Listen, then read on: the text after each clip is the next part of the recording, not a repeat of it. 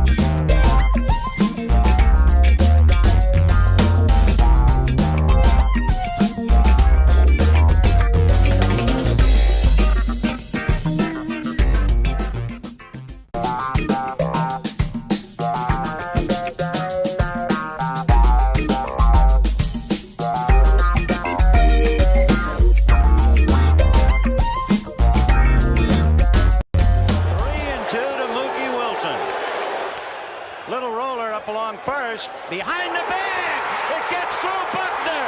Here comes Knight, and the Mets win it.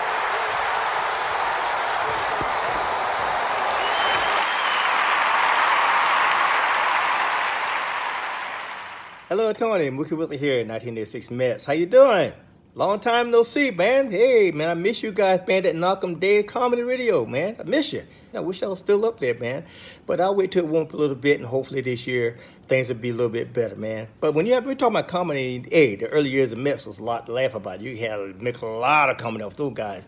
Hey, hope to see you guys during the summer, and hopefully get back on the show, man, at some point in time during the course of the year, all right? All right? Yeah, fine. Contact me, man. All right, Tony. Talk to you later. 3-2 to Mookie Wilson. Little roller.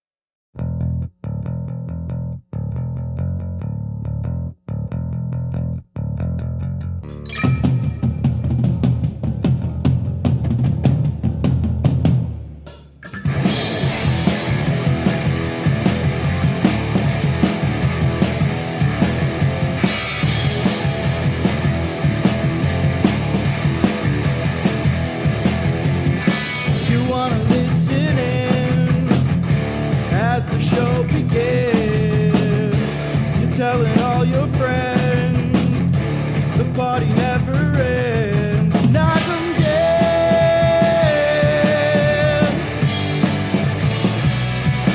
Knockem dead.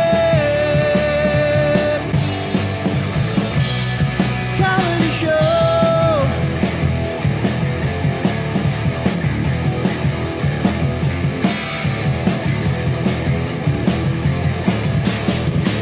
They suck.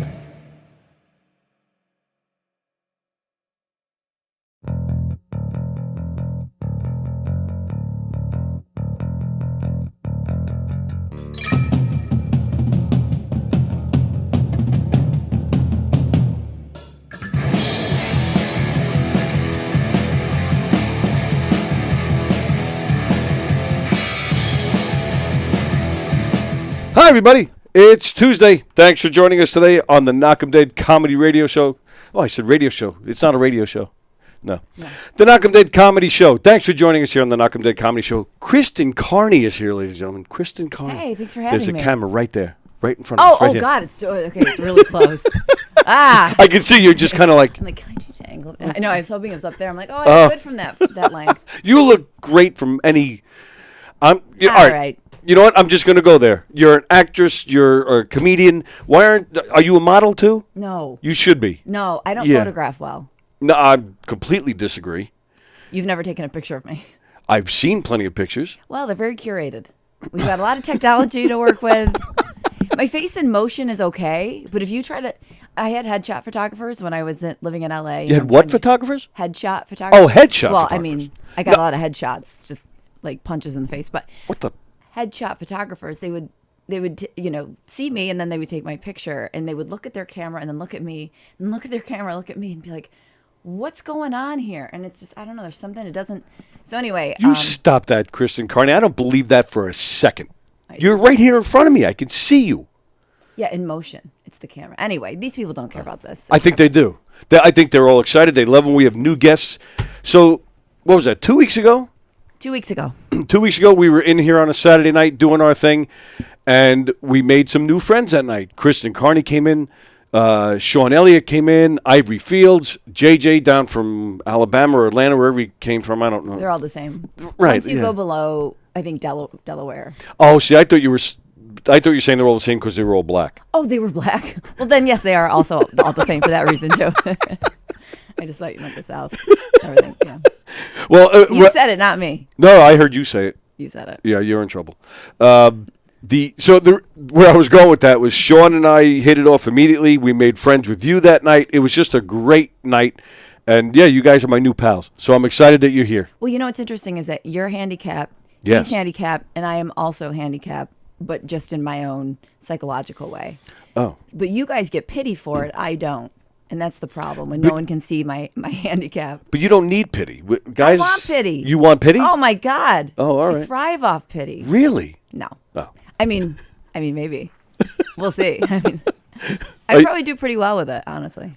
Well, the three of us bonded that night. We were even crying together. I cry, yeah. Yeah. I was very, I'm an emotional person. I hear you. I I feel am too. bad for people, then I feel like an asshole for feeling bad for myself when I'm like, well, you have no leg. What? Like, I get annoyed that I have a leg because I have to shave it. You know, it's like, why am I, so then Yeah. you guys make me realize what an asshole I am. But it's good. It's a good reminder. It's not that I change anything. I remain an asshole. It's just good that I know that I am. But I need to point out, too, you said we didn't tell you you're an asshole. We didn't do anything. We're getting the pity from you and making you feel better about yourself. Yeah, that's true. See, it was like Yes. reverse pity. I pitied you guys into pitying me. Right. Or no, I didn't even, no. I don't know what we're talking about I don't anymore. either. Yeah, I'm totally lost. All right, we're going to do Tuesday Trivia in a little while. We're going to see just how smart Kristen is. I was hoping they were Jeopardy level questions, so I would have an excuse to not know them. But unfortunately, you said they're not. They're not. And so I have no excuse to not know the answers to these questions that are going to really embarrass me. Where are you from originally? Utica, New York. Outside of Utica, Oh, New that's York, right, But yes. I say Utica. See, now we're in Levittown. I'm from one town over, a town called Hicksville. The level, the IQ level is not that smart around Well, I here. mean, so it is called Hicksville. exactly. So there's nothing intelligent about the show, about the trivia questions. Nothing. There's nothing intelligent going on Where in this room. I'm from is actually a version of Hicks. It should be called Hicksville. Yeah. I mean, it's just, it's all the same idea. It's called Ilion, New York, and that's where Remington Arms was started. Oh. So it's a gun factory. Right. And what did you say? Ilion? Ilion. It's a Ilion. weird name. Yeah, Ilion. I've never heard of it. Of course you haven't. It's horrible. It's the worst. but I mean, we do make guns. So yeah, that's where I'm from. Did you work at the gun factory? My grandfather worked at the gun factory, and my Nice. dad the other day was just saying, we drove by it, and it's so sad because there's like 80 cars out front. When he was a kid and he would go pick up his dad from work, thousands of guys coming Yep. out of that factory, thousands, same time with their lunchbox, Right. And now right. it's just, Wow. times they're changing. But the factory basically went down south to where everyone's the same. No, I'm just kidding. But it did. I think it relocated to like North Carolina. Of course and they did. all over the place. Sons of bitches. But my town basically is responsible for many school shootings. Oh, great. So, but we've never had one in my town. Ironically, it seems like we should have to have one because we're somewhat, the providers of the shootings. Well, they don't want to shoot themselves or their own, so they're going to go elsewhere. Yeah, but So, yeah, where I grew up in Hicksville, we have Billy Joel, and you guys have yeah, guns. Yeah, So, yeah, that's cool. You know who's in Ted Nugent? Ted Nugent, is that how you say his name? Nugent. Nugent. He's very much into Remington Arms, so he comes to Ilion. He's not from there, Right. But we have Ted. Oh. Great. Big bragging rights. Huge bragging rights.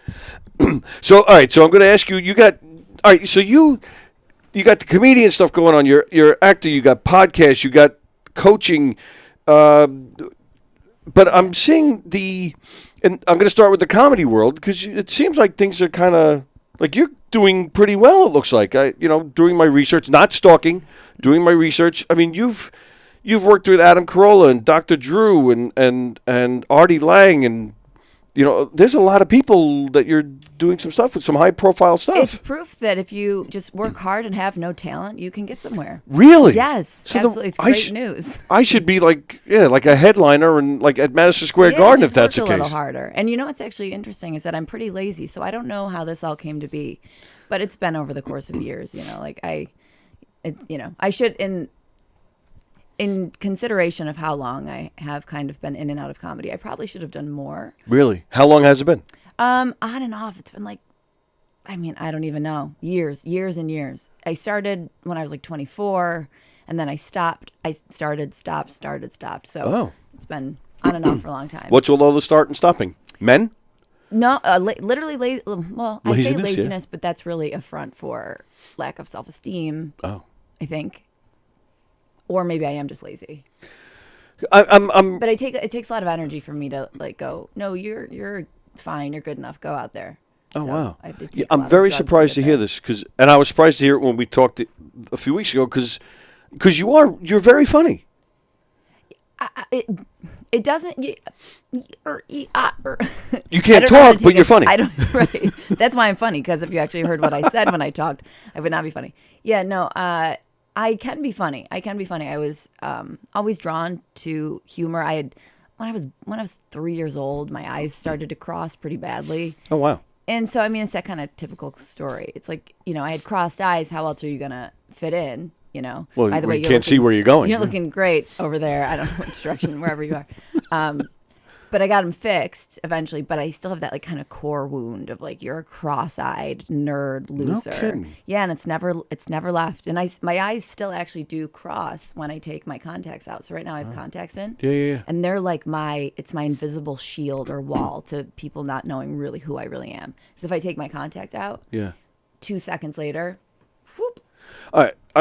I'm so surprised. that will mess with your self-esteem a little bit. Well, I kind of understand that, because one thing I'm confused about, because there are plenty of people, even at that age, who, whatever the issue is, they get glasses and they don't end up with those issues. So were you made fun of? Like what happened? I think I'm prone to depression. I'm prone to like despair. Wow. It doesn't really show, and when your exterior doesn't match your interior. This is how I relate to transgender people or the transgender community. Yeah. Are you about to tell me you're a man? That'll freak me the fuck out. I should be Larry David. So I should be not just a man, but I should be Larry David specifically. It's not sex oriented. It's more just like his persona. Oh. That's how I feel inside. I feel like him or George Costanza or, someone like that. And I don't reflect that on the outside. So I have this kind of this misalignment with how I look versus how I feel inside. So like doing comedy is actually tricky because the stuff that I actually want to do jokes about and talk about, I can't really because it doesn't resonate. It doesn't read because I don't look like I would tell those jokes. Sure. So I have to change my voice a little bit, you know, but I have no dignity. So I'll just, whatever the audience wants, I'll give it to them. Although the fact that, it doesn't, like you said, it doesn't match, but the fact that you're saying stuff like that coming from, like they might expect it less, so you'll get a good shock value out of it. There is that, but you really have to win them over to get them on board to believe you first. Yeah. So it's a lot of work, and like I said, I'm lazy, so then I'll just go in with the stuff that I know that they'll like for the most part. Sometimes I'll go into the neurosy type jokes or the overthinking kind of jokes, but yeah, generally I don't find that they're not ready. Why is she talking about what's the deal with not enough salad dressing ratio to salad ratio? Like in, something they would talk about in Seinfeld. Like I pour over the minutia, and that doesn't really, it's not exciting to audiences. So all right, well, let's go back. How did somebody with all those types of issues, especially the self-esteem issues, how did you manage to get yourself on stage? That must have been really tough. Well, no, that's actually what's weird is that I think people, I think I'm saying everything that's probably been said before, but when you're troubled inside, you want validation. And so people will always say like, oh, you're so brave. Whenever someone, by the way, if you ever try stand up and someone says, you're so brave, that means you suck, but good for you for getting on stage. It's the worst thing to hear when you get off stage. It's like, wow, you've got balls. It's like, how about you say like, I got jokes? How about you say that first? Yeah. Like, How about you say I was really funny? Yeah. Yeah. But you are. I'm throwing it out. Thank you. I'll take it. But yeah, no, there's that need for validation, and so it's almost like a drug addict seeking out heroin. They'll do anything. They'll come on a podcast like this because you promised me heroin later. No, they'll do anything to get that high. Sure. And so when you are insecure and neurotic, you need that validation. So it doesn't matter if it's in front of 300 people.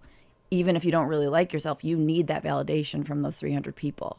So it actually is easier to get on stage than it's not because the desire for that validation is so strong. Right. Gotcha. So you overlook the fear of public speaking. And actually public speaking when I was in high school, because I was bullied a little bit. I don't want to play into that, but I didn't do that well socially because I was a nice kid and didn't go along with other bullies. But anyway, I didn't do that well socially, but I was really good at public speaking. Wasn't that smart in school, but I was chosen by my school to go represent our school at some conference thing like 2 or 3 years in a row and spoke in front of 500 people or students from all over New York State. And so I knew from a young age I was not great like one-on-one. I would get anxious more with one-on-one, but you put me in front of all those people and I came to life. Yeah. And so I grew up also I took dance lessons and I performed with this dance troupe where we would go to like Disney World and perform there. And so I was used to being on stage. So that's where I felt comfortable. But then once I was off stage that's where I was uncomfortable. Which is the case for a lot of. Right. Yeah. And so it's a little bit of a cliche story, like I think Robin Williams. Yeah. He came to my head too just now. Yeah. Like he couldn't talk to a group of 1 or 2 people. Right. But if you put him in front of, a big group, all of a sudden he can function. And I'm not that bad one-on-one. You're seeing me right now. I'm amazing. This is incredible. But I bring up the so best. I'm not, I don't have the genius of Robin Williams or the extreme, phobia, like him, of course. I think the more extreme you are in your phobias, the more talented you are. So my phobia is not so extreme, but they're enough that, they drive me to continue to do this stuff.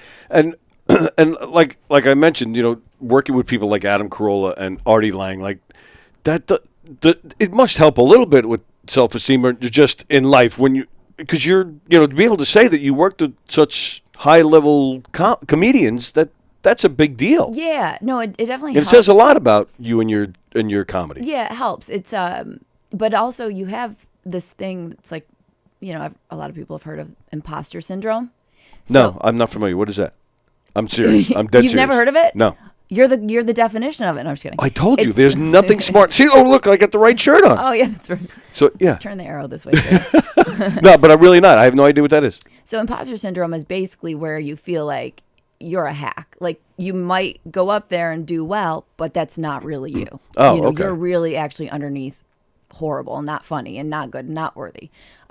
So that's how. So some days I'm like, oh yeah, I've done cool stuff and I've worked with cool people, and Yeah. that must mean that I actually have something to offer. Right. And then other days, most days, I go, no, that was like a fluke.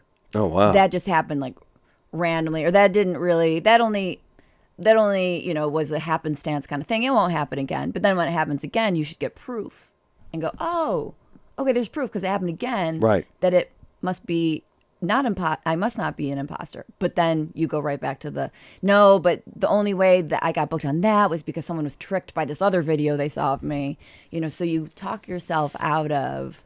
Wow. You talk yourself out of the achievements or whatever you've done, whatever feels legitimate. You're like, if they worked with me. So like I had a podcast. I'm going to restart it. I haven't done it since the pandemic, but my co-host tragically committed suicide. Right. And this is the Kristen Chill podcast. yes, it is. It was originally called Mentally Chill with ILL in parentheses, and it was about depression.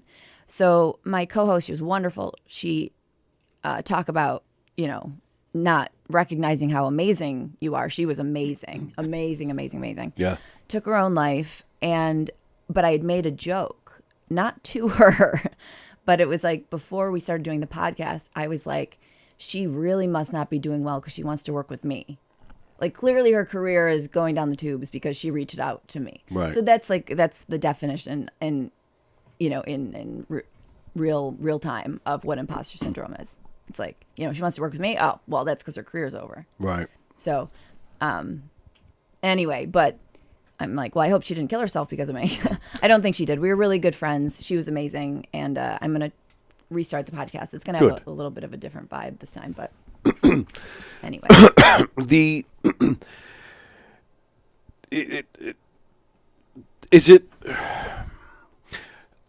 It's tough. I mean,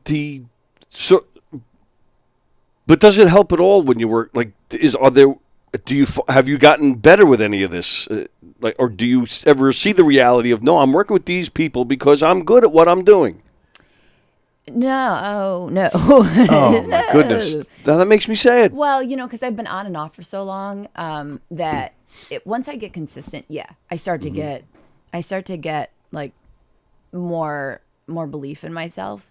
But I've been, stopping and going and stopping and going. So I think right now I'm in a little bit of the trying to get the train on the tracks where it doesn't keep derailing. And I'm starting to get there a little bit now because it's been probably about 6 months that I've been consistently working hard again. But up until then, like I, lost my mom, which I had mentioned to you, of course.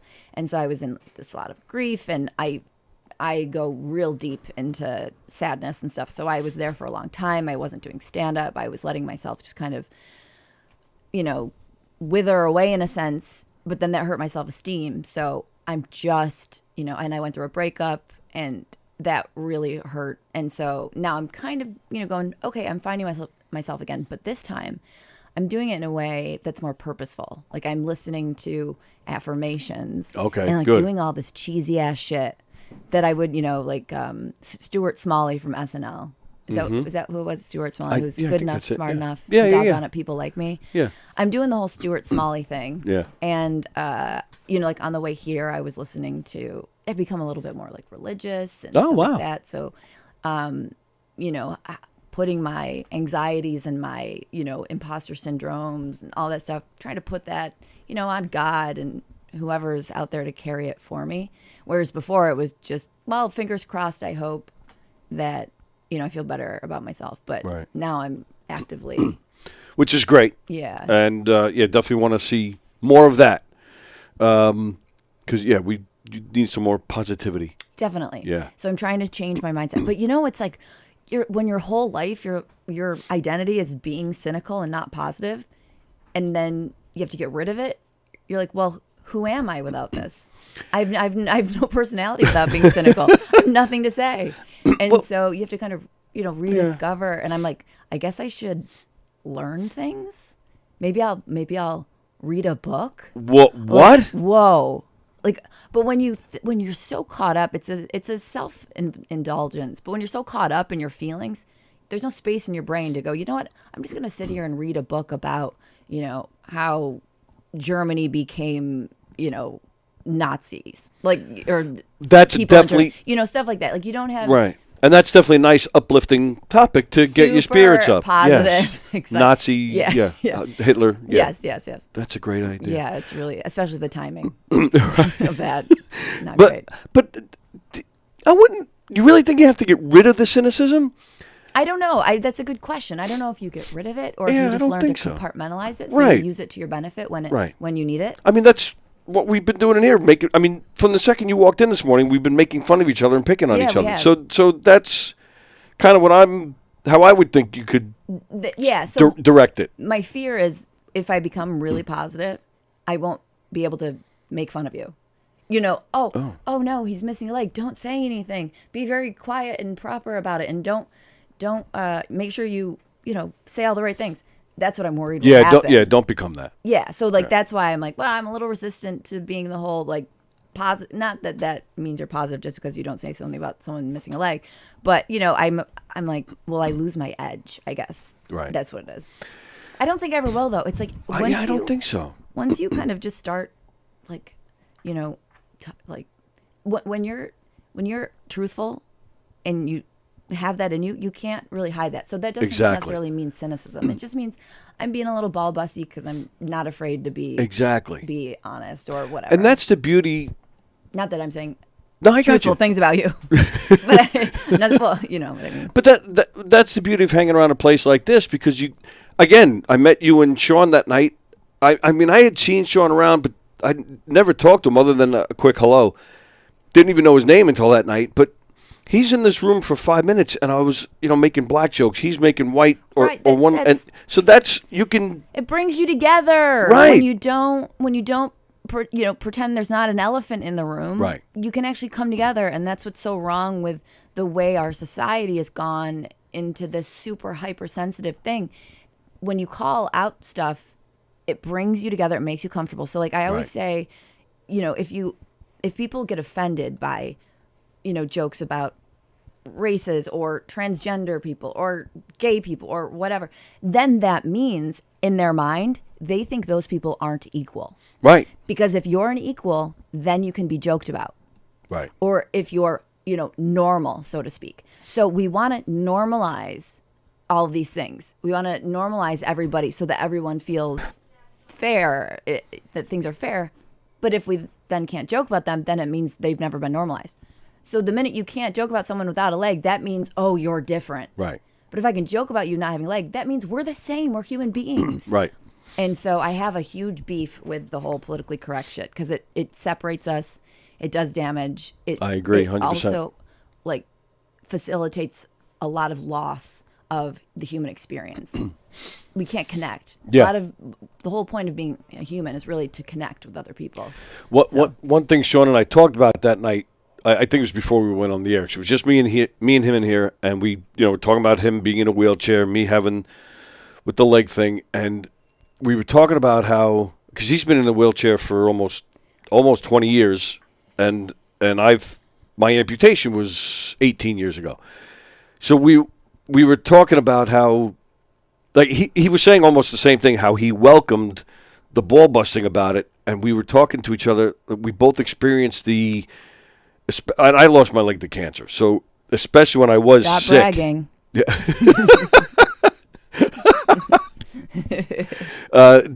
Like you walk into a room, you show up somewhere and you get that look from people.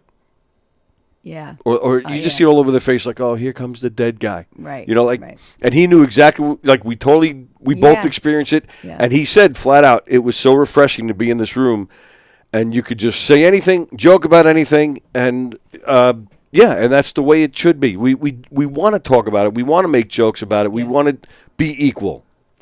So what's your feeling toward someone acting like it's not there at all versus someone being like, oh, I feel bad. Would you rather have them act like it doesn't even exist? I mean, you're like doesn't exist. So I mean, I mean, you can't help it. Yeah, we're not acting. It's real.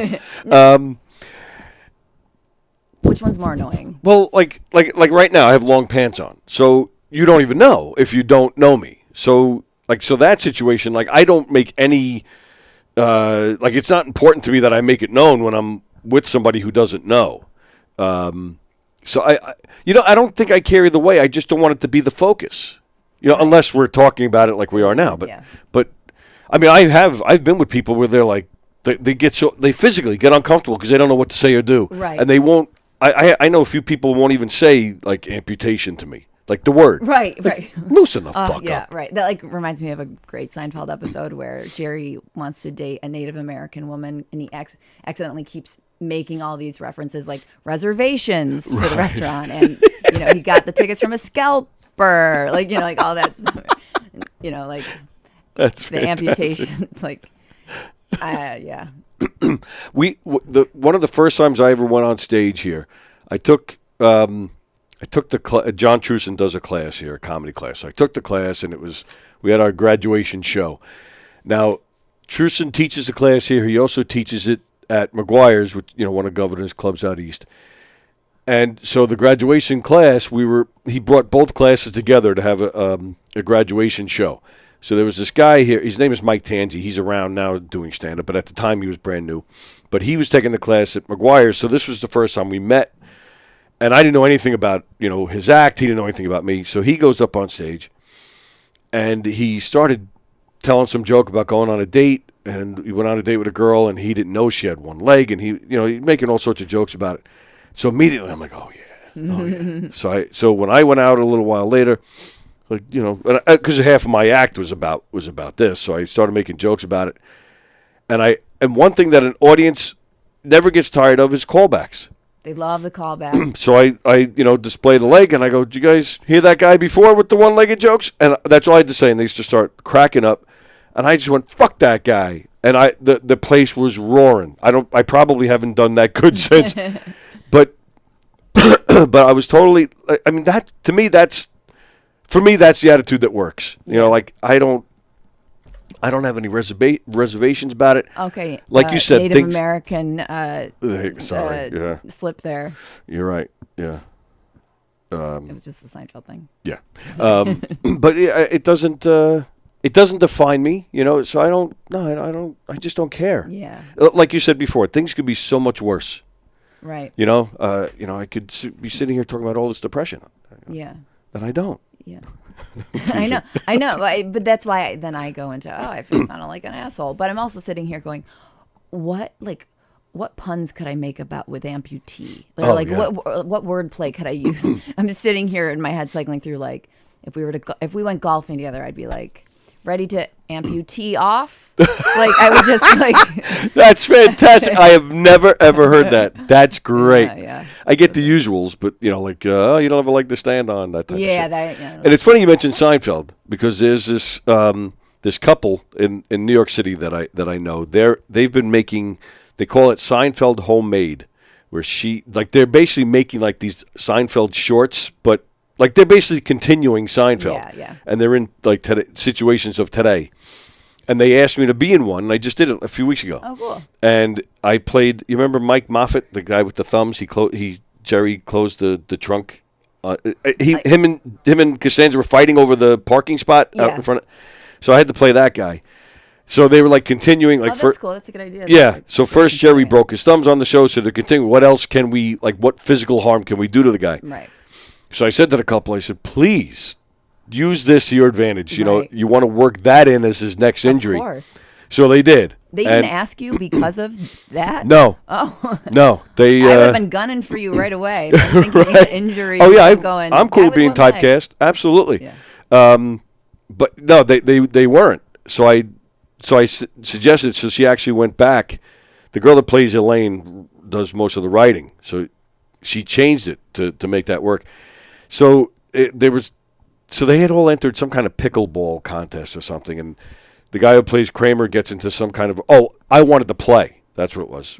Moffat wanted to play in the pickleball tournament, and Kramer says, "You don't have a leg to stand on." And then we do like a quick little look. Yeah. And then we get into a big fight. Yeah. But yeah, so I get those kind of puns all the time. I'm going to read some comments here. Let's see. Andy Plajanos, I've heard Gary Goldman talk about this. Yeah. It is the same fear of taking care of your mental health and medicating. We fear we will lose our specialness. Mm-hmm. Jules says, no one is normal, no one is equal, and this woman is an imposter. Thank you. See, this is what happens. You're like, I'll wake up in the morning, I'll go out, I'll have some good, and then someone's like, no, they are actually an imposter, and you're like, oh, okay, I'm gonna do what my co-host did. But I think she's talking about herself. Oh. I think. Oh. I don't know. Well, then she's lovely. She is lovely. Jules is great. And Jules, she runs some comedy shows down in Long Beach. So Jules, get in touch with Kristen over You're here. not an imposter. That's right. Yeah, Jules. And then Andy says Tony should walk around naked so no one will pay attention to his leg. Well, we'll notice there's 2 units missing. Exactly. Yeah, they'll notice the leg even more because there's nothing else to look at. See, now that's a different story. If I lost use of that, then you know what? Just shoot me like a horse. Yeah, absolutely. I mean, take the other leg, take the arms. I'll get one of the guns from Remington where I came from, and please, yes. So all right. So tell me about the coaching thing. So it's not like you're not doing coaching like to get out of a depression. Yours is more like it's like dating oriented, right? Yeah. It's interesting that someone like me would become some sort of coach. I teach guys how to. It started off me teaching guys how to banter with women, right? On dating apps mostly. And that started because I was doing a podcast. I'm still doing it. It's been running for like 10 years. It's a podcast on dating. Yeah. And my co-host is a relationship coach. She was the first woman to really enter the space of that industry. So she's been doing it for 15 plus years or more. And her and I started a podcast. I was just supposed to be the comedic sidekick. She was supposed to, give the advice. And then as, time has progressed, I realized, oh, wait, I do know some advice and stuff that I can impart onto our listeners. And so I noticed, because I started dating, I was in a long-term relationship, and then I started dating online, and the conversation was so boring. It was like, how was your weekend? Right. What do you do for fun? I'm like, it was so mind-numbingly horrible. So on the podcast, I would just talk about how to make things more interesting in conversation and banter, how to actually just banter and have a fun conversation. Mm-hmm. So my co-host said, well, why don't you write like an ebook, like a guide on how to banter, and I'll sell it on my website. And she has like 1 million subscribers on YouTube. So she's got a really big audience. So she started selling my how to banter guide on her website. Oh, wow. And I started getting requests for one-on-one sessions. And I was like, I don't know how to teach it. I wrote like a thing on it because I could go in slow motion and just, write, well, when they say this is the kind of equation to be witty back or whatever. But she said, just, they want to work with you, just do it. And so I said, all right. There is a big difference between doing it that way and doing it in person. Yeah. So I was a little bit nervous, but that was about 5 years ago. Mm-hmm. So I started giving lessons on how to banter and how to be a better communicator in dating and with women, and mostly in more of a fun comedic sense, not like a therapist-y way. Right. Okay. So when you say guys, you are talking about men in particular, how they're talking to the girls? Yeah. Oh, wow. I generally work with all men. I actually yesterday was working with a woman because she wants to banter with her husband. Oh, that's cool. She wants to kind of flirt more and stuff like that. So I was working with a woman yesterday. That's not very that's not the usual case. Usually it is men that are either online or in person, either wanting to learn how to approach women and talk to them and have a good conversation that also includes some humor and charm. And, Sure. because the typical conversations just, they don't, when you're online especially, there's thousands and thousands and thousands of guys going after basically the same women. Right. And they're all getting Yep. the same lines. Oh, I love your smile, or you seem very interesting, and it's when you have an inbox full, you're going to look for the thing that stands out the most. So I teach them how to say something to open that stands out amongst, everyone else. So, like, I have 12 inches. Would that be a way to start off? Well, I mean, that would definitely stand out in terms of making you look really douchey. Oh, okay. So if you want to look like a douche, go for it. Okay, cool. But no, I make them find something clever to say about their profile, or not their profile, because their profile is the girl. So they're saying something clever about her. So I have this formula that I teach them.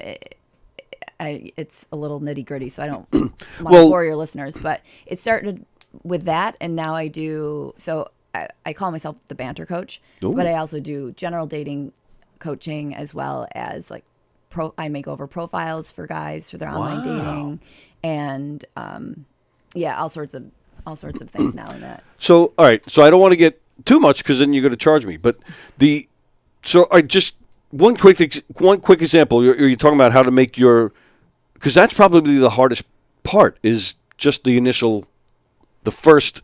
Yeah. So just can you give me one example of just a way to stand out? So just a way to stand out is a little bit knocking a woman off her pedestal, because they're used to getting compliments. They're used to getting, so either compliments or something kind of boring like, how's your week been? Or I also like skiing, or something like that. Oh, okay. So what I do is I tell the guy to basically either look for two things in their profile that they can overlap, basically make a correlation between, which I know sounds a little bit vague right now. But being witty essentially is just connecting one thing with another thing in a surprising way. Yeah. So what I have them do is look for things in their profile that they can connect together and then say something clever. That's a larger explanation. It's good. Another way to do it is to get a general overall gist of the woman. So like for example, this one girl, a guy that I was working with wanted to approach online or send a first opening line, and her profile was very much like she was kind of like an old man. Like she loved like drinking black coffee. She loved reading the newspaper. She had a rocking chair. It was like, oh, wow. What is hitting you so hard from this profile? So most people would be like, oh, looks like a lovely, relaxing morning. So instead you say something like, oh, I didn't know they allowed 80-year-old men on the dating, on my dating site, or whatever you say, Right. So you find the bigger picture of what the person is, you personify it somehow, you correlate it to something. So I correlated her to an old man, and then you come up with a witty line from there. So you want to be witty and clever, right. But you don't want to be witty and clever the entire conversation. Sure. Because that gets old. It's fake, It's fake, right. So but to start off, it's good because it shows that you're paying attention. Yes, you're talking to her and only her. Right. So you can't use that line on anyone else, because most likely most women aren't painting themselves to kind of have all these old man hobbies, So sure. The woman subconsciously will recognize, oh, he's talking to me. It's not just a generic, oh, I'm going through and I've got 50 women that I want to say hi to. So I'm saying, how was your weekend? How was your week? Right. What do you do for fun? You can see the difference. And so the girls or women will respond. It doesn't mean that the conversation's going to go on and on. Then we get into the skill of building, the actual conversation. Right. And so you want to have your moments of where you're really witty and clever, but you also want to have your moments where, like I call them like anchoring moments, where you're really being authentic and a real human. You're exposing some vulnerabilities. Sure. You're you're not just focused on her. You can focus on her, but you want to you want to give her something to hold on to and have opinions and a point of view. Because if you're just another guy who's learning about her and talking about her, you give her nothing to hang on to. So it's like, I compare it to like a gym class where they would have the rope. We all see that image in movies and stuff where kids are climbing. Yeah. So when you have a personality and a point of view and you're being clever, what you're doing is you're putting notches on that rope for her to hold on to, rather than a bare rope that it's much harder to climb. Got it. So it's easier for her to hang on to you. You're not kind of just this guy dressed in the same outfit with the same everything that she can throw into the pile of, the same. Yeah. You want to be different. And you want to be different honest. You don't want to be different just for the sake of being different. You want to be really yourself. But when you crank up the volume on your personality, if it's on a volume scale from 1 to 10 and you're on a dating app, maybe you want to crank up your volume to like a 7 or 8, because then it will make you different. Because what we're doing is we're all like numbing our personalities. We're being polite and we're doing a job interview instead of dating. Agreed. So if you just all of a sudden show who you actually are, and in some things, saying some things that are maybe going to not offend, but you're saying some things that only you would say to a good close friend, that might push some women away, but that's a good thing. Those are women that you don't want to connect with anyway, because that's the real you. So pushing the boundaries a little bit, you'll filter out the women that you shouldn't be wasting your time with. Got it. Because guys are scared of scaring away women, so. Well, we're good at it. You guys are good at it. You guys are good at it. Thanks for keeping us running. You're keeping us in shape. We have to run from you all the time. Except you, of course, because you couldn't keep up. But so it's you just have to walk away. Yeah. I could just like literally crawl slowly away from you and still beat you to the finish line. Who do you think, if Sean and I had a race, who would win? Ooh, tough, right? I'd have to see Sean's arms. Yeah, see his biceps. I think you could win because you could knock him over, because you're above. You could just push him down, and that's what I would recommend. Oh, absolutely. Yeah. Because what's he going to do? He can't. Absolutely. Yeah, he can't tackle me. No. And I have spare legs. I can just throw it in front of the wheelchair and like stop him like a speed bump. Yeah, it's like you get it caught in the spoke. Exactly. Good one. Yeah, I have to think about that. How'd you get so good at teaching guys how to talk to you girls? I don't know. I think it's innate. I think within me. I didn't know I would be good at it, and it's this weird thing where it just kind of came to me. The first call that I did, all of a sudden I was putting things into words that really resonated. And I remember the first guy I worked with, he was like, "You're really good at teaching and communicating and explaining things." And I always see things very granularly. So I get to the real nitty gritty stuff, which I think I explain in a way that makes it very, very, very clear. It's very hard to misunderstand what I'm teaching. Sure. But I don't know how I got good at it. I think it was just natural. And I think I was I was blessed because I didn't have an income. I had no job. I mean, I was doing whatever work I could comedic, for comedy and stuff, but that's always so touch and go. So I needed something more consistent. And I remember I said to a friend years before I started doing what I do, I was like, if only I could just get paid to text. I'm great at texting. I'm really good. And this is where your laziness comes in. Yes. Sitting on a couch just texting. Yeah. So I literally now, because when I work with the guys, we do one or two calls, either on Zoom or over the phone where we're verbally going over things. But then to actually work on the banter, I say to learn in slow motion, because I have all these techniques and equations and things like that I want them to put into practice. So we end up to learn banter. It's like learning math. You have to do it by hand before you can start solving problems in your head. Yeah. So by hand means through text. So I role play as a now woman. we're talking. Yeah, I role play, baby. I get dressed like a French maid and sit there and text. No pictures or anything. I'm just in a French maid outfit. So a lot of the calls I do, I'm literally just sitting there texting, and I'm like, I'm getting paid to text. Yeah. This is wild. That is wild. Wild. So. Wow. And witty. So you're teaching them banter and witty, but do you throw flirting in there too? Well, yeah. So there's like escalation. There's transitioning in conversation. Being smooth. So you're not just taking these sharp left-hand turns away to new topics, and teaching guys how to talk about things that they don't know how to talk about, or a lot of guys struggle with, they don't know what to say at all. So we work on, I call it the conversation tree. So we basically work on discovering that we can talk about anything, no matter what the topic is, even if we don't know about it. We can at least talk about it for a little bit and then learn how to transition to something that's somewhat related so that you can continue conversation moving forward without these awkward silences. Right. So it's making these continual connections and correlations. So it's like if someone's talking about camping and you're like, not really aware of a lot of camping facts, or like you don't really know much about camping. You do know some things. So like if we're working with the conversation tree, this is just a practice so you know that you do have stuff in there.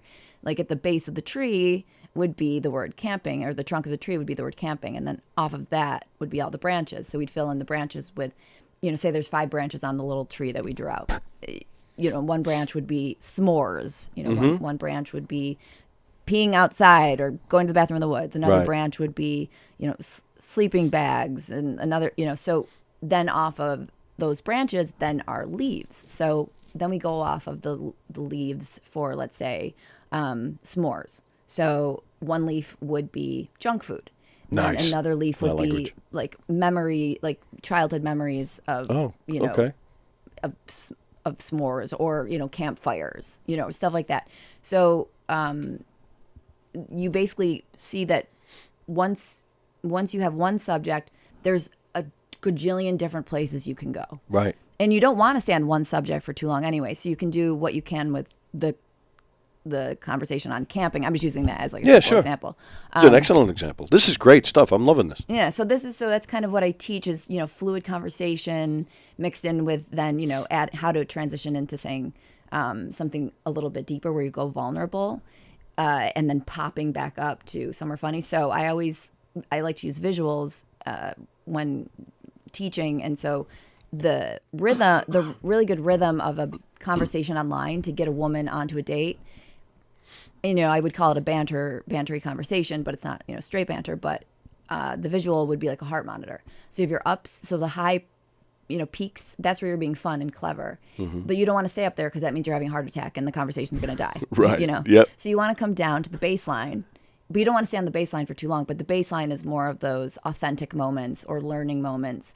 And then you sometimes on the heart monitor it dips below the baseline. That goes a little bit deeper. So, something, extra vulnerable, or something that you believe about, I don't know, religion, or something where you're going, but then teaching them how to pop up from that below the baseline to all the way back up to witty again, so that you never want it to feel flat. You never want the conversation to be one note, whether it's all the way up here with all the high clever moments, or down here with all the just simple learning moments. You want the up and the down, the up and the down, the up Just and like down. comedy, you leave them wanting more. You do. And then I always tell them you go out on top. So when you feel like you are doing great, obviously not 5 minutes into the conversation, but give it some time. Yep. Generally, like if you're bantering online with a woman, if you can get her live, which is sometimes tricky. So if you can get them live, what I'd say is leave your phone set to the notifications being on for your dating apps. So as soon as a woman writes back to you, write back to her right away, because she's at her phone. Oh, okay. You're trying to get her live so you can have that back and forth. Generally online, people, they'll come on for a minute and then they'll write back 24 hours later, and then 16 hours later, and then 2 days later. So you're trying to get them, if you can, to be live so the momentum builds. And so if you get them live, go about 45 minutes, an hour even, but it flies by if you're actually having a good conversation. 45 minutes will go like this. What I tell them to do is when they leave, go out on a callback. So if like in the conversation, they maybe talk about how dating just feels like job interviews. When you're done with the conversation, when you're up on top and you're like, okay, I want to leave her wanting more. I'm going to go out now, but I'm going to go out with a callback. So I'm going to call back to something that we talked about and do a quick, brainstorm of what you talked about. Oh, we talked about dating feeling like job interviews. So you say something like, I've got to run, but pass me your number and I'll have my assistant set up another interview. Something like that. So it's just a little cute callback. She'll shoot you her number. You write from your phone to her text, not to the dating app. And you say like, hey, this is Tony's assistant. I'll be with you shortly to, get something on the schedule. And then, the next day you write back and say something like, oh, I had to fire my assistant. He liked, I didn't want any competition with him. So, it's just me and you now. You do some sort of callback. And then, you're doing a callback right now because we mentioned callbacks before. Callback on top of callback. Wow, that's really smart. Yeah. Yep. But that's really cool, interesting stuff. I like it. Yeah, and I like mean, a it lot. helps. I mean, I get the results. The guys, they'll email me and they're like, "I got my first date in a year. I haven't." been Oh on yeah, a that's date." interesting. Do you keep score? Like, I have a lot of guys. Sometimes I'll follow up, but I have a lot of guys just write to me automatically because I'll tell them, keep me updated. Yeah. How's it going? Let me know. You know? And so generally, I'll get emails going, "Wow, that actually really worked. Holy crap! Now I have a date. What do I do on the date?" And then we'll do further coaching for now the date. Because do you really? Yeah, I'm yeah. thinking if they don't know what to do on the date, well, people are they're we're not in a society that's really interactive anymore in person. Well, true, So yeah. even showing up to the date, they don't really know how to start off on the date. So the flirtation, the escalation, all that kind of stuff. So we go there for the actual in person stuff. so you're Steve Martin. Do you know what I'm talking about? No, the jerk. Are you calling me a jerk right now? I know I'm a jerk. I already told you I knew that. I'm trying to think of the name of the movie. It's Not Dirty Rotten Scoundrels. No. Okay. No. It's the old classic story, but he made like a modernized movie out of it, where the guy, a buddy of his, met a girl, and Steve Martin was like, he would actually hide behind the guy and say this. Oh yeah, Is it Roseanne? Roxanne. Roxanne. I saw Roxanne when I was so young, when I was probably like 10 years old. But yeah, so Well, that's how old I am. So yeah, I know. I thought you were older actually. I'm a lot older. But I think like there's a movie Hitch. People are always like, "Oh, Hitch." That's Will Smith. Hit. That's his other movie. Remember? Just kidding. Hitch. Hit. But he did Hitch, which I actually never watched until recently because people would always say, "Oh, you're like Hitch," and I'm like, "I guess I've never seen the movie." So I watched it, and he does. He kind of does. Steve somewhat Martin is similar. better. I'm sure the Steve Martin one is way better, but it's a concept that's around. Like, there's even a Seinfeld thing where like, is it Newman whispering into Kramer's ear what to say? Oh, yeah. Or something. I don't know if it's in a romantic sense, but yeah, like there's. Yeah, that. I do vaguely remember something like that. Yeah. So I do like this thing called ghost texting as well. So the guys will send me messages that the woman have sent them, and they don't know what to say back. So instead of them actually learning, they're just getting a line from me. But I'll tell them I really, really highly recommend actually learning. the Well, skill yeah. So that because now this is not So then gonna be you showing up to the you're date. flirting with the girl? Yeah. So a lot of girls don't know that they're actually flirting with me. That is freaking But hot. but again, I do I do want to make sure that they're learning the skill. So Of course, yeah. So yeah, I'll say. Do any of these guys ever like turn it around and then try it on you? Sometimes. I bet, yeah. Sometimes. But You're like, forget it, yeah, they know dope. I know. And I like, do that's my line, fucker. You owe me another yeah, right, $100. Right. Using my line on me, and I hate myself, so I'm going to hate my own lines. So nice try. But I do have a thing on my website that says like no communication like outside of like, professional whatever, because it's it's happened a little bit here and there, so I had to put that up, so so I don't end up in an alleyway somewhere. Yeah, we don't want that. All right, let me read some comments here. Oh, so Jules is saying, yeah, all love, just jokes. Yeah, we got you, Jules. From their dating apps are cool, but whatever happened to just meeting your soulmate out in the wild? I know, and I mean, I'm a proponent of that. But the reality of the world that we live in is that's not what people are expecting. So, like approaching people, you can still approach people. They're just not expecting it as much anymore because people meet online. But I'm much more of a believer in, meeting in person. Oh, yeah, I think man. that is the way to go. But if we can't do that, we have to utilize as much as we can the internet. Yeah, I agree with everything you're saying. Like, it's one thing to text, but you want to, see how they act, Well, the right, mannerisms and how they're saying things. And that must happen too. Like, I mean, I've been through it so many different times where you can't read the tone behind what is said. So it must happen a lot where somebody's taking something the wrong way, and next thing you know, things have gone awkward. Yeah, so I hate to say rely on emojis because emojis are very childish, and if you're a guy with a profile that's just full of emojis, stop. Please do us a favor. Life is already exhausting enough. I don't want to try to figure out what emoji means, and it says you can't really communicate. So setting the tone from the get-go, maybe you do use like a little smiley face or something. but not even a smiley face. I have two two emojis that I recommend using. Either the guy with the little round head with the sunglasses, Okay. or the upside down emoji. The head's upside down. So if you say something that's kind of, silly or something, to let them know, because they can't sense tone yet. And if your profile isn't really funny, like if your profile's really funny or something, Yeah. then they'll know the tone. Right, They've okay. got context. Right. So what I recommend is having a profile, not to say everyone has to be hilarious and a comedian. That's not what I'm saying. But making your profile feel a certain way. And if your tone is, not funny, obviously you don't want to make it funny, but you can at least be smart and clever. And if they feel that cleverness in your profile, they'll feel that in your messages.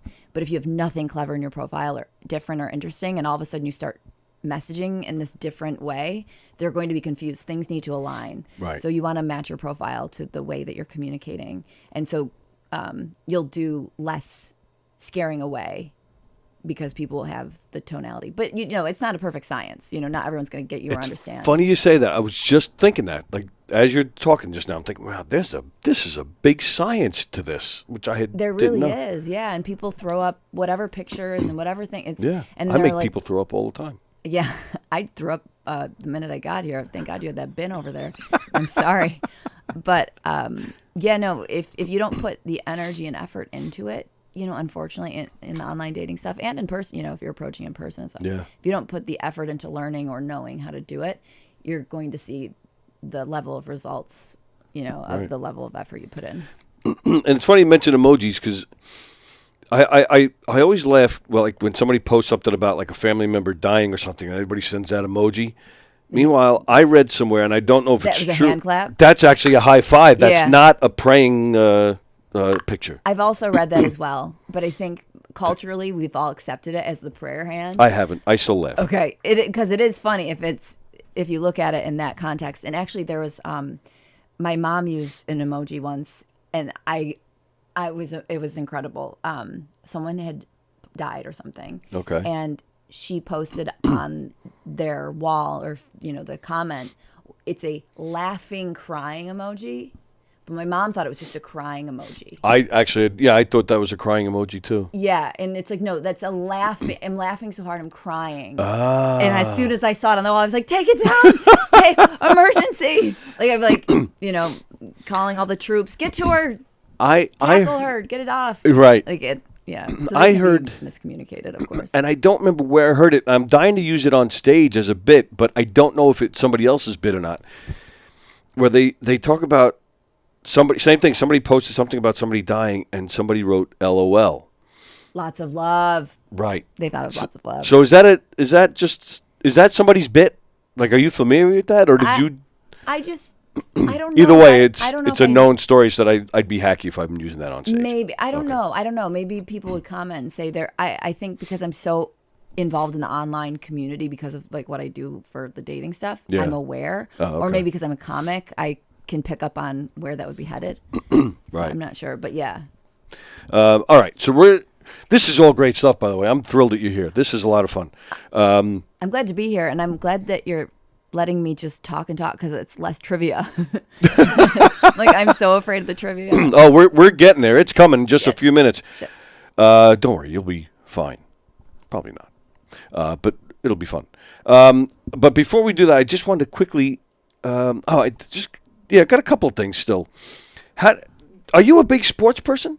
Not really. I do love the Buffalo Bills. I'm very much into the NFL, but outside of that, no. Oh, all right. Because I saw you. There was a picture of you at a Yankee game, but really, what I saw too is like you're doing all these roasts for famous athletes: Oh, Lenny yeah. Dykstra, Larry Holmes, Shane Spencer. Why is Shane Spencer's getting a roast? I'm not even really That sure. was But more of a joke. Because, Oh, was it? Yeah, because his friend does these sports roasts, and okay. and Shane.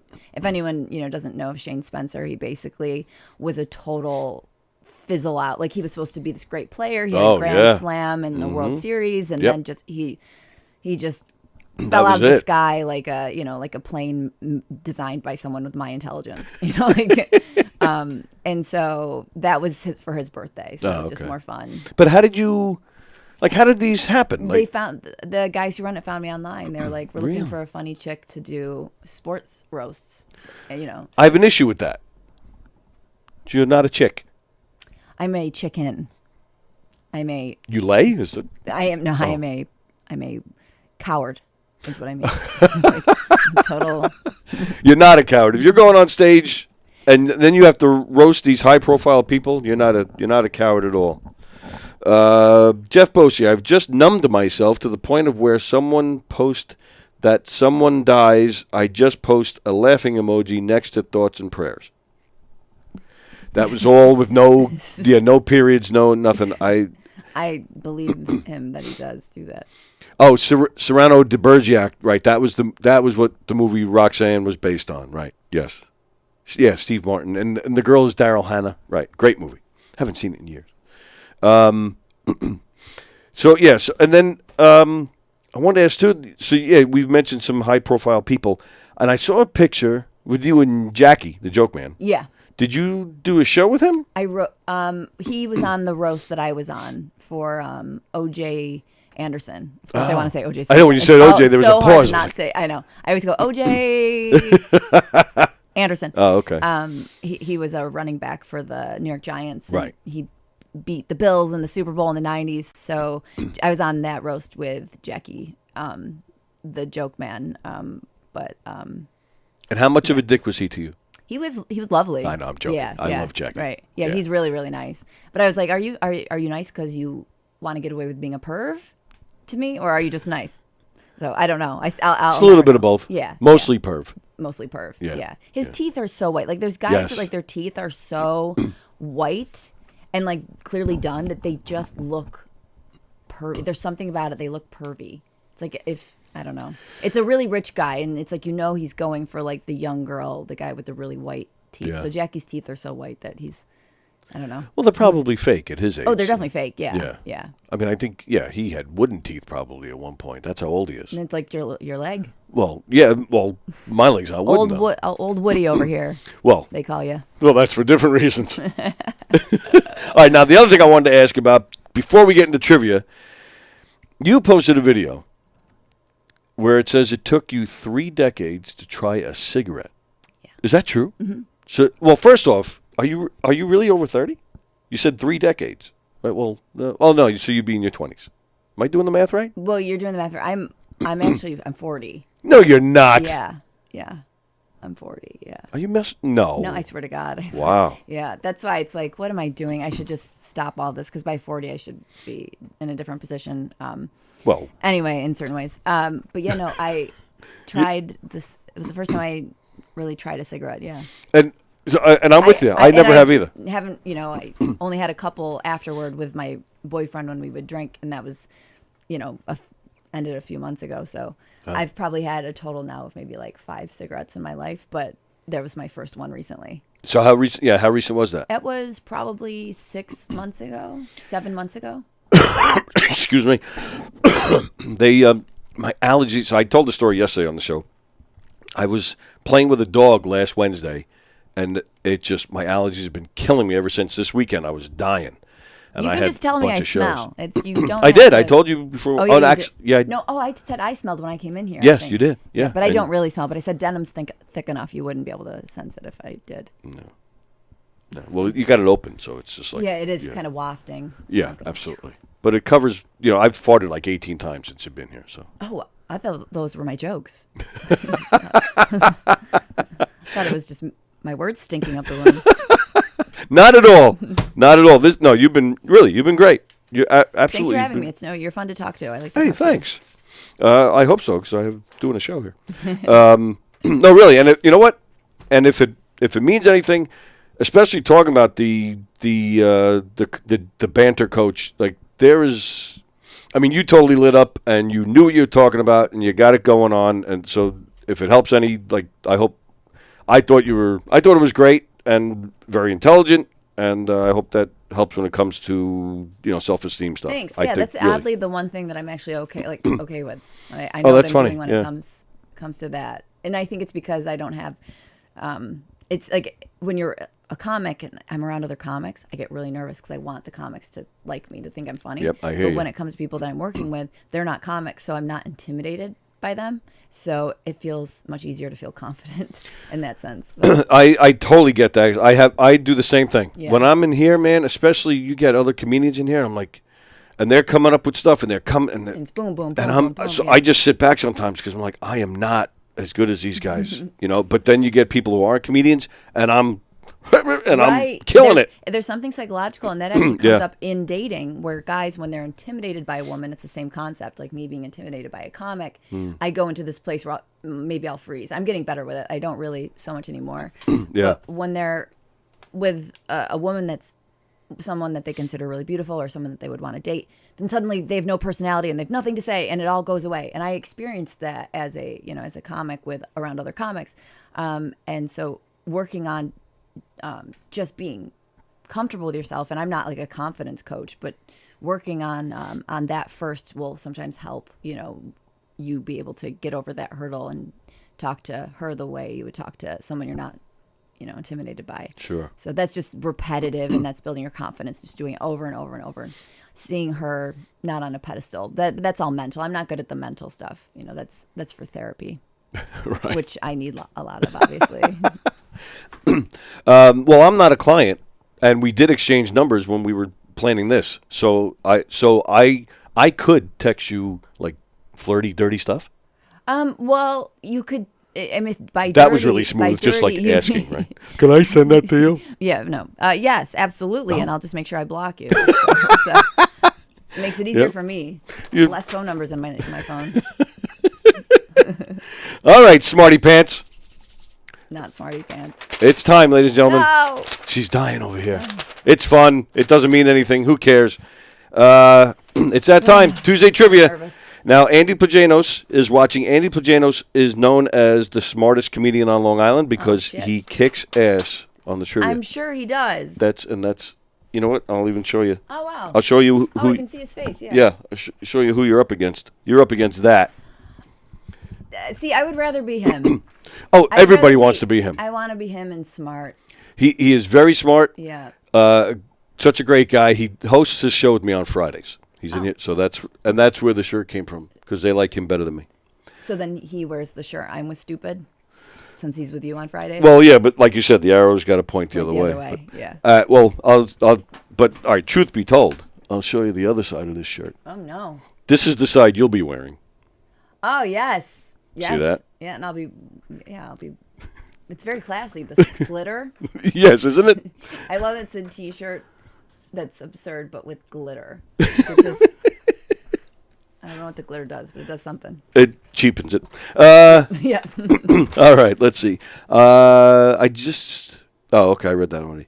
Being in a different position over 40, I could think of a few. Yeah, see, Yeah. that's I knew the that level. Well, yeah. I mean, of course, you're gonna make that pun. Yep. Different position. That's our level on this show. All right, Tuesday trivia, folks. The way this works, I'm going to ask a bunch of trivia questions.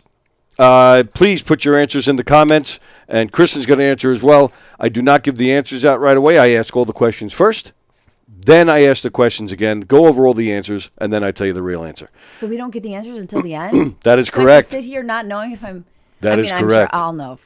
I'll know I'm terrible, so I don't have to wonder. You're going to do just great. I can feel it. There's no rhyme, no reason to this. It's all for fun. However, if anybody wants free admission to a show at Governor's this weekend, let me know and I'll get you in. If you participated, I'll get you in. I can get you into most shows, not all. Like, don't ask me for Rodea passes. He's playing here like Thursday night. Thursday night? Yeah, Thursday night. Don't it? You know what? I'll get you into the drag. There's a drag show this week. So let's see. What do we got? We got the Broken Mic. That's like an open mic. That's on the patio on Thursday. Anthony Rodea is here. There's a drag show in the Giga Room this weekend. John Caparulo is here this weekend. Harry Friedman's in the Giga Room. Walt Willey. Are you a soap opera person? No. Do I look that sad? No, and I'm glad you're not. Walt Willey is a soap opera guy. He's in the Giga Room. Isabel Hagen is in the is at the Brokerage. And Jackie the Joke Man playing McGuire's this weekend. I could probably get you into Jackie because, his audience, they come early and, they have to be in they're bed like by the 4 8. p.m. special or 5 p.m. Right, they specials. get the early bird special. So So there'll be a lot of seats. So I'll get you into that one. Love Jackie. Yeah. You know Yeah, what's very funny? nice guy. What I find interesting about him, I mean, nobody tells a joke like him, and it's hilarious. However, like doing stuff like a roast, like he's probably one of the best at that too. But he's not. He doesn't really do them that much. He's not known for that at all. No, he's not. But he's so quick, and the stuff he says, and then you mix in all the stories that he has. I mean, it's just crazy. All right, here we go, ladies and gentlemen. Question number 1. George Clooney. He, of course, came to fame from being on the TV show ER. What was the name of his character on ER? God. Make up a name. Mr. Handsome. Mr. Handsome. I I said never watched ER, and I'm not actually a George Clooney fan. I think he's a little overrated, and by a little I mean a lot. Really? But I'm also incredibly jealous. So what am I talking about? Oh, Brother, Where Art Thou? I thought he was fantastic in that. Did you see that? Yeah, Coen Brothers. Yeah. Yes. Yes, Yeah, I where did they see it. they sing that song. Yeah, I Yeah. thought he was great in that. Yeah. But I'm with you. He's definitely a little. He's limited. Yeah, it's George Clooney. Every time you see him in something, it's George Clooney. Right. Yeah. You know what I mean? Samuel L. He's played the same character in every movie, Yeah. pretty much, and he's Right. made a career out of it, and he's Right. great at it. Yeah, and there's actors like that. Like who else is like that? That's like Johnny. Oh God, Johnny Depp. Johnny Depp. Oh. He's always Johnny Depp unless he plays like something really extreme, like Edward Scissorhands. Right. I actually talked to an actor that worked with him, but he pointed that out. He was like, Johnny Depp has to play extreme characters, otherwise he's kind of Johnny Depp. You know? Yes. So he has to do those like pirate and Right. and Edward Scissorhands and all of that kind of stuff. Anyway. No, I understand. Who's your favorite actor? That's a tough question. I sometimes go the cliche route and I just say like Leonardo DiCaprio because I think he's hot. But I love like Paul Giamatti. Oh yeah, He's great. he is great. I love like offbeat actors and stuff. So Nice. That's Steve Buscemi maybe. nice. Guys like him. Yep, absolutely. Okay, where are we? Which state is called the volunteer state? God, who the volunteer state? I don't know the answer, but I'm trying to rationalize what it would be like. Nice people volunteer. Where do nice people live? Where do Where do nice people live? Because they're volunteer. I know it's not that literal, but that's just how I'm gonna. That's all right. Logic my way Whatever out it of this takes. answer. Yeah. I don't know. Nice people. They live in the Midwest, so I don't know. I'd say Illinois. Illinois. All right. Bosie says, don't forget your love of your life, October 27th at McGuire's. Who's that, Bose? Is that you? Are you playing McGuire's October 27th? Oh, no, wait a minute. Joey. Joey Cole is here October 27th, and then he's here in the Giga Room October 28th giving a class. He's doing like a comedy class. Yeah. Yeah, don't miss that. Joey's the best. Okay, next question. Stevland Hardaway Judkins. Stevland Hardaway Judkins. Better known as... God. My worst nightmare. I have absolutely no idea. All right. Stevland, what a name. Stevland? Stevland Hardaway Judkins. Tom Hardy. It's Hardaway. I don't know. All right, well, I like the way you're thinking. The internet saves everything. This is... Yeah, Andy Plagianos has been accused of sitting, at his computer just Googling all the answers to these things. Oh, yeah. There you go. This next I question... could be doing that right now on my phone. That's true, but then I yell at you. Yeah. Well, this might be more up your alley. When Stormy Daniels was in high school, I'm joking, she had dreams of becoming what? And this is a multiple choice question. So when she was growing up, she wanted to be a dancer or a journalist or a restaurant owner.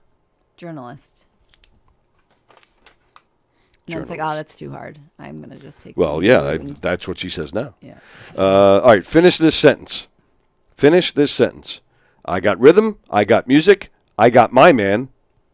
Oh, I got rhythm. I got music. I got my... Who could ask for anything more? Did I? We got you to sing on Yes, this show. yes, How do you like that? Yes.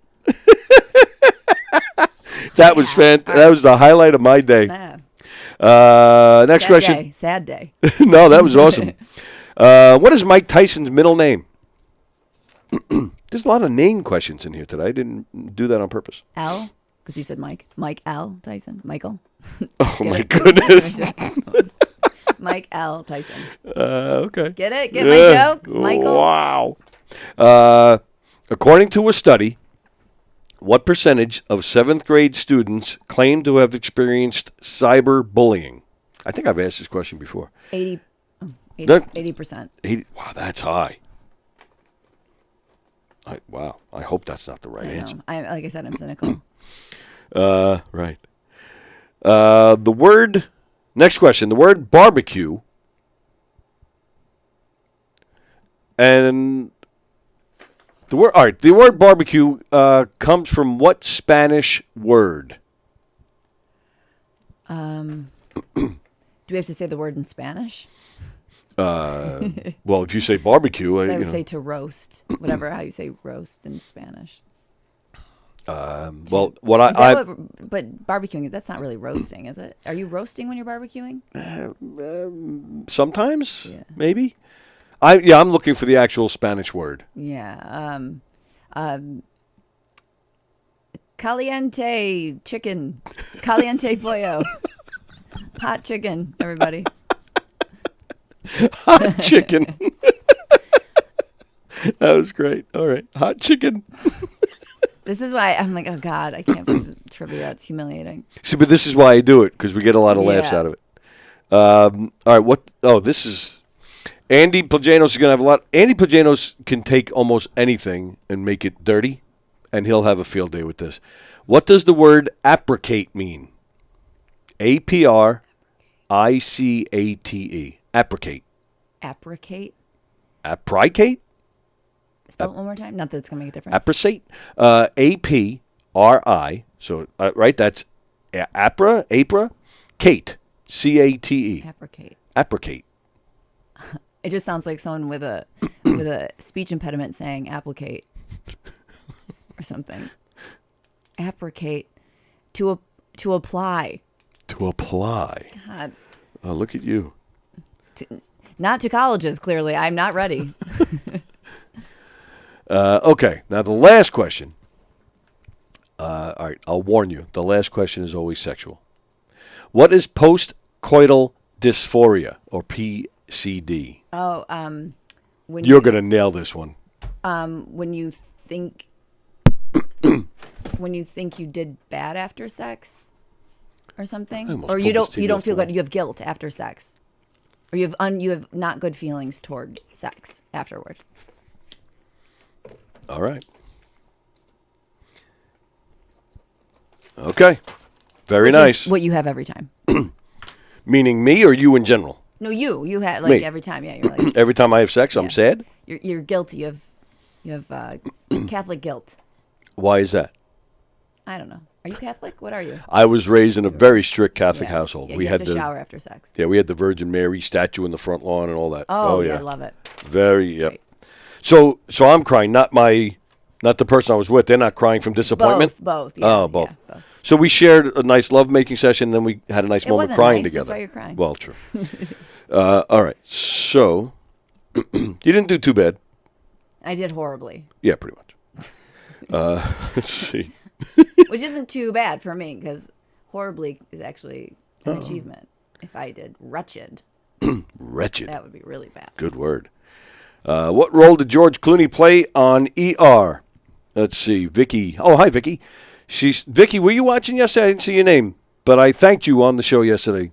Vicky, she came. I had all sorts of shows this weekend. Vicky came twice. Well, she might have came more than 3 that. times, I'm she sure. showed up at 4. my shows, 2 of my shows. So she says Doug Ross.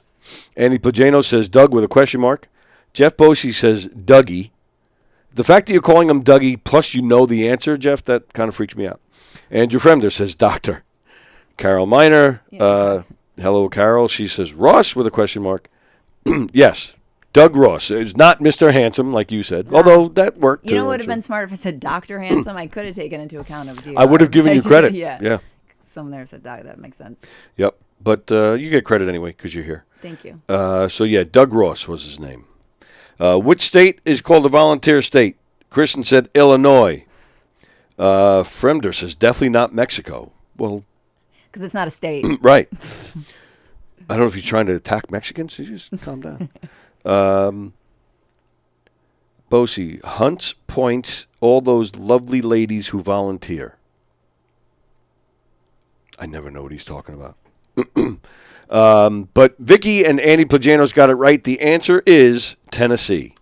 Tennessee is known as the volunteer Why state. would it be known as a volunteer state? Do we get an explanation? Because they're probably union-busting bastards down there. Tennessee? I have no idea. Yeah. Let's see. Next question. Who is Stevland Hardaway Judkins? Andrew Fremder said Tony Walker. Vicky says Penny Hardaway. You said Tom Hardy. Andy Plagianos got the correct answer, ladies and gentlemen. Of course. Stevie Wonder. No. Yes. Stevie Wonder. And read the name again? Stevland Hardaway Judkins. I think he went with the last name Wonder because he was wondering why that was his name. I often wondered if he wondered, like, did he know what they were doing to his hair all those years with the cornrows and the I don't know the who's dread? giving. I don't know. That's you always wonder who's given the permission on the look. Right. I don't know. Let's see. Does Stevie Wonder? What? Does Stevie wonder what a piano looks like? We could go all day. Oh, he does, yeah. and he does. When Stormy Daniels was in high school, she had dreams of becoming a what? A dancer, a journalist, a restaurant owner. You said journalist. Yeah. Jeff Bosie said journalist. Vicky says journalist. Carol Miner says dancer. Who cares? Whoa. Hey. Whoa. Andy Plagianos got it right, as all you guys did. A journalist. Yep. So Andy, I think, is kicking ass so far today. And congratulations, you got. Thank you. I got one. Yeah, Yeah. but it was multiple choice. But if it wasn't multiple choice, I was going to say lawyer. Oh. It always seems like you want to do something big and then you just like kind of just Well, turn into a sex pot. But she did. Yeah, she did it's some big easier. things, right? The next one, pretty much everybody got it right. Bosie, what the hell? So yeah, finish the sentence. I got rhythm. I got music. I got my man. Bosie says I got AIDS.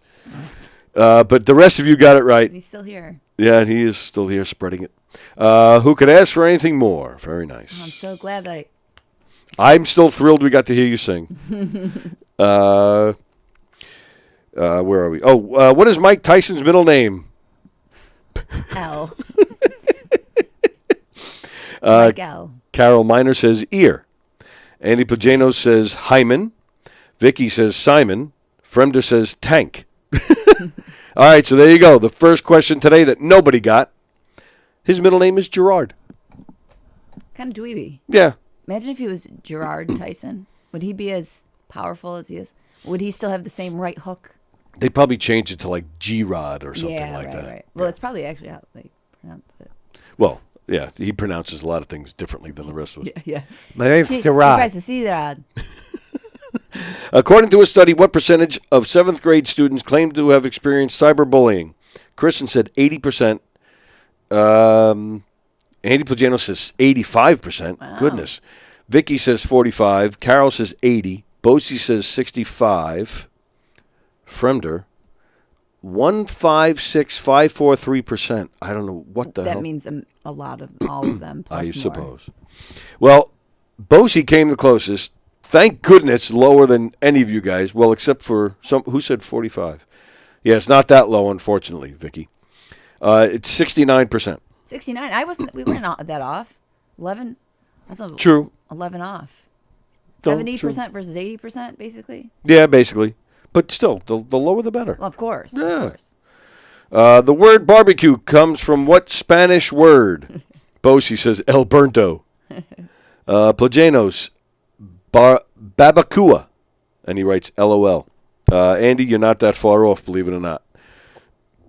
Carol says, I live in Texas. It's easy. Well, all right. How easy is it? You didn't give an answer. Vicky says, barbecue. Fremder, barbecue stands for heat that shit up essay? What? Easy? Shit No, that heat? yeah, that's what they Oh, say. essay. Oh, Essay. right. Yeah, I didn't. It wasn't worth it. All right. So, yeah, the answer is actually barbacoa. BARBACOA. I should have known that. Why? Because I lived in LA and the meat for tacos barbacoa was always an option. Barbacoa, and I think it was. It sounds like barbecue. I should have said barbacoa. How long did you live in L.A.? 10 years. Oh, wow. Yeah. Well, you were acting and stuff out there? Yeah, doing stand up and stuff. Nice. Yeah. What brought you back? That guy? No, I'm an East Coaster. I couldn't take the LA. Oh, that's right. You were telling us when you sat in here with us last time. Yeah, Yes. no, I like people that if they're gonna be assholes, I want them to be an asshole to my face, not behind my back. I'm right there with yeah. you. Yep, I love it here. I'm never moving. Okay. What does the word apprecate mean? You said to apply, which sounds dirty, which is why I like it. I don't know how that sounds dirty. I don't know. I don't know. Apply. I thought it sounded like collegiate. Oh, well. I'm going to apply myself. I'm sure to everybody else to it is. blowjobs. That's Exactly. That's how you exactly. felt it. Fremder, how Chinese person says applicate. Yeah, right. Like I said, like a speech impediment. It sounds like. Plagano says it's polo. What? Vicky says it means to stand for something. And that's all right. I think that's it. Oh, Carol says she did say barbacoa. I don't know. I don't see it. Well, it means none of you guys are right. It means to bask in the sunshine. To apprecate. I feel like I'm applicating right now. You're such a ball of sunshine. Whoa. I'm basking in it. I got to get in a few Nice. compliments because I bust your balls so much. No, the busting my balls. Any attention to my balls is welcome. Actually, that's where the sunlight's coming from. Did I bring sunglasses? Oh my God! I That was can't good. take these balls anymore. They're so bright. And now I'm Stevie Wonder. I'm Stevie Wonder and blocking myself from your. Well, that's a balls. great song, right? The balls are so bright, I gotta wear shades. Remember that? No, no. It actually was "The Future So Bright, I Gotta Wear Shades." You don't remember that song? Yeah. That's how bad it was. She didn't get it. I just changed one word and she didn't get it. Yeah. All right, last question, ladies and gentlemen. Last question. What is postcoital dysphoria? All right. Thoughts of sadness, says Vicky. It's when choose to be little spoon, says Bosie. What the? Carol says sadness after sex. All right. Apparently, I'm missing a lot of comments. Yes, I do this pretty much every week, where I have the top comments on and not all. Oh. Yeah. All right. Yeah. All right. What is this like a streaming service? Yeah, we're live on YouTube. But is it just a YouTube streaming service or?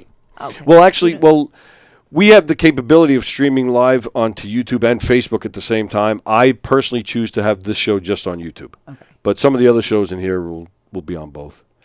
All right. So Carol gave the barbacoa answer. All right. Got it. Thanks. All right. Sorry. Does it Why matter? would they filter that out as a not top comment? It's the right That's one. true. It should have been the top. If Right. the computer really knew. I don't. All right. So fine. I'll look real quick to see what See, that's the thing. You guys bust my balls sometimes about being on top chat and not all. But I hardly miss any questions. All right. Yeah. See, I'm looking now. I didn't miss anything. Oh, Don was watching. Hi, Don. All right. All right. See, is it even worth missing some of these comments? Bosie asked before, what do you do if they just send you nude pictures? Yeah, the filtering's doing us a favor. Let's see. So Samuel L. Jackson just won the motherfucker award. He's won that for years. Hunts points all those lovely ladies who volunteer. Oh, I read that one before. All right, so yeah, I haven't really missed anything. got this. Saw that. All right, there it is. Barbacoa. All right. Carol wins.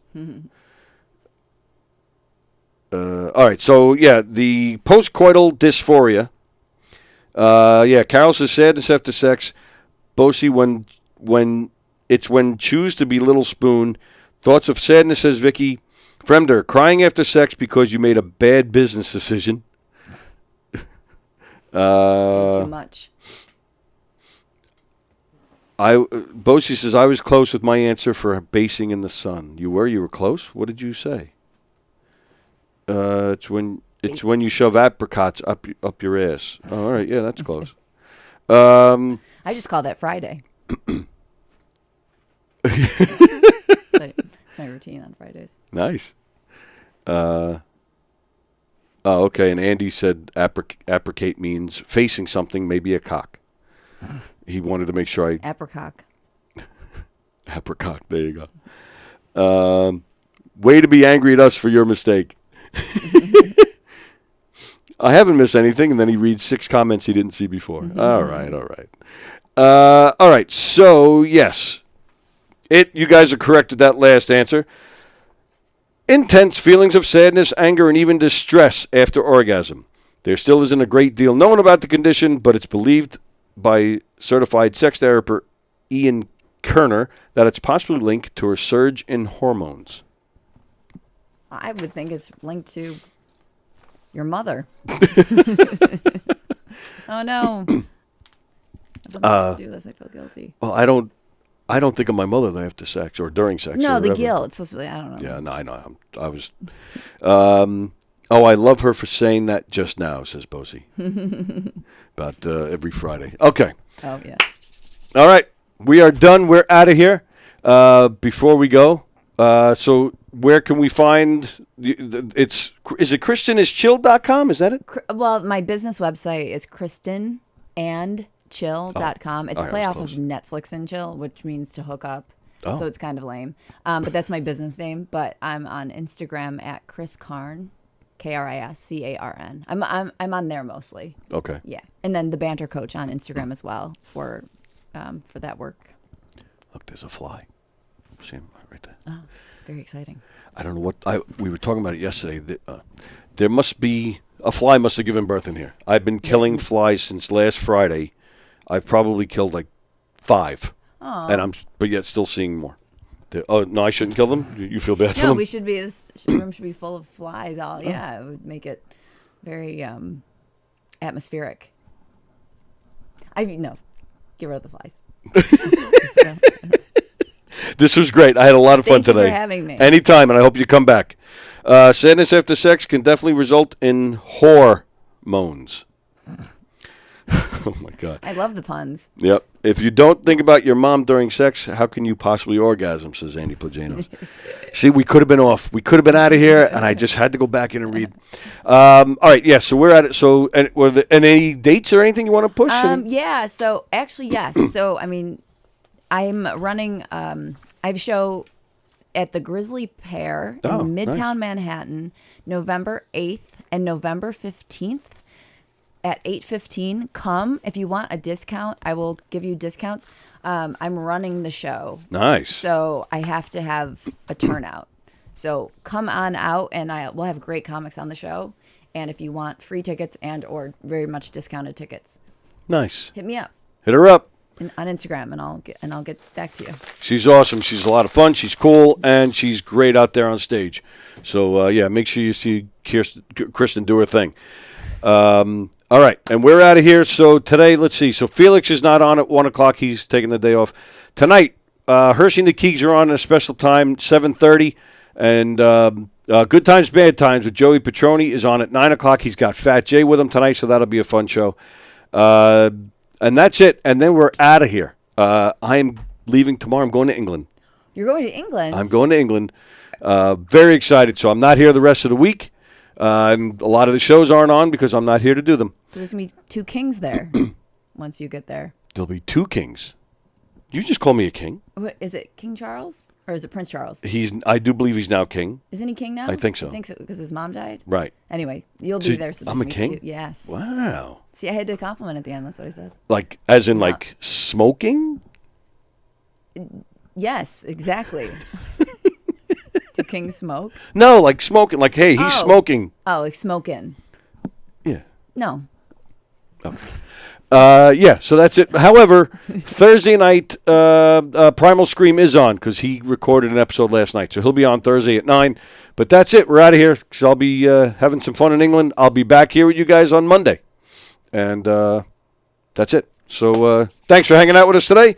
Don't forget govs.com. Get yourself reservations to some great comedy shows this weekend. Don't forget knockemdeadcomedy.com. We got a lot of dates throughout October, November, December. So knockemdeadcomedy.com to find out where we're playing, including December 22nd at McGuire's. Oh, no, sorry, at the Brokerage. A holiday-themed mob murder mystery. That's at the Brokerage, December 22nd. Going to be a lot of fun. All right, we're out of here. Everybody enjoy your day. Enjoy the rest of your week. I'll miss you guys, and I'll see you on Monday. See ya. Today, what will you experience at a Knockem Dead Comedy Murder Mystery Show? Suspense, excitement, love, more love, violence. Well, not really. And, of course, some music. Knockem Dead Comedy is the #1 murder mystery troupe, entertaining thousands of people for over 20 years. You have a great night or what? Good. Their hilarious murder mystery shows are full of audience interaction from beginning to end that will keep you laughing all night long. Their shows are not to be missed. Knockem Dead Comedy's murder mystery themes include a mob show, a redneck wedding, a high school reunion, a family reunion with a luau theme, or your own custom show. Johnny, you have a good time tonight or what? I had an awesome time. All right. She had a great time. KDC, that's what I'm talking about. Yeah, all right. Fundraisers, private